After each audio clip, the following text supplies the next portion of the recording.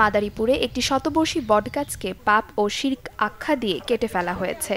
এ ঘটনার 14 সেকেন্ডের একটি ভিডিও সামাজিক যোগাযোগ মাধ্যমে ছড়িয়ে পড়লে দেশজুড়ে সমালোচনার সৃষ্টি হয়।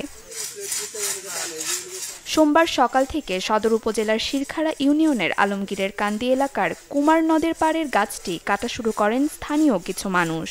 একে একে ডালপালা থেকে শুরু করে কাণ্ডগুলো কেটে ফেলা হয়।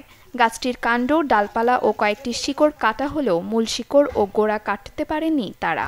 গাছটি কেটে ফেলায় স্থানীয়দের মাঝে ক্ষোভ সৃষ্টি হয়েছে।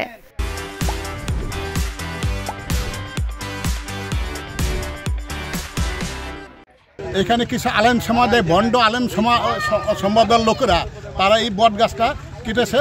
এখানে কিছু কিছু লোক আছে তাদের ইন্ধনে এই বট গাছটা কাটা হয়েছে। স্থানীয়রা জানান, কয়েক বছর ধরে গাছটিকে ঘিরে স্থানীয় মুসলমান ও হিন্দু উভয় ধর্মের কিছু মানুষ মনের বাসনা পূরণ, রোগবালাই থেকে মুক্তিসহ নানা বিষয় নিয়ে মানত করতেন।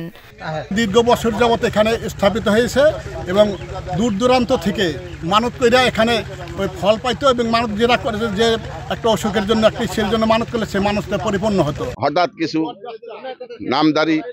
নামদারি মৌলবাদীরা তারা বললো যে বটগাছে শিরক করে মানুষে। কিভাবে শিরক করে? যেন এখানে পূজা দেয়, বাতি জ্বালায়। আসলে এটা আমরা দেখি নাই কেউ পূজা দিতে, কিন্তু এখানে কোনো হিন্দু বাড়ি নেই, সবই মুসলমান। তাই এইখানে তারা এই ফতুয়াটা দিয়ে তারা এই গাছটারে অতর্কিত ভাবে কালকে মালিকরে হালকা পাতলা কিছু টাকা দিয়েছে, মাদ্রাসার কথা কয়ে যেন আমরা জ্বালতি নিব কইয়া আইয়েই দাবাদাব ডাল গাছ গোড়াগাড়ি সব কাটিয়া এই যে আজকে দেয় না, আর আসে নাই। খবর পেয়ে মঙ্গলবার সকালে ঘটনাস্থল পরিদর্শন করেন উপজেলা প্রশাসন ও বন বিভাগের কর্মকর্তারা। গাছটি কাটার সঙ্গে জড়িতরা গা ঢাকা দিয়েছে বলে জানান তারা। তবে জড়িতদের বিরুদ্ধে তদন্ত শেষে প্রয়োজনীয় আইনগত ব্যবস্থা গ্রহণ করা হবে বলে জানিয়েছেন উপজেলা নির্বাহী কর্মকর্তা।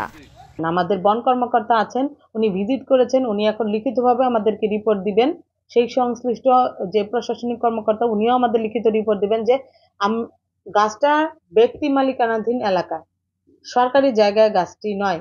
এটি একটা ফ্যাক্টর হিসেবে কাজ করেছে যে যার ব্যক্তি মালিকানায় গাছটি তিনিও এটার সাথে জড়িত কিনা আমরা আসলে তদন্ত করে দেখব যে যার ব্যক্তি মালিকানায় গাছ তিনি কি গাছ কাটার সাথে জড়িত কিনা, কিংবা তার কোনো ইনফ্লুয়েন্স আছে কিনা, কারা এইটার সাথে জড়িত পুরোটা বিষয় ওনারা আমাদেরকে রিপোর্ট দিলে আমরা একদম যার কিংবা যারা কোনো অপরাধের সাথে জড়িত তাদের বিরুদ্ধে কঠোর ব্যবস্থা নেওয়া হবে।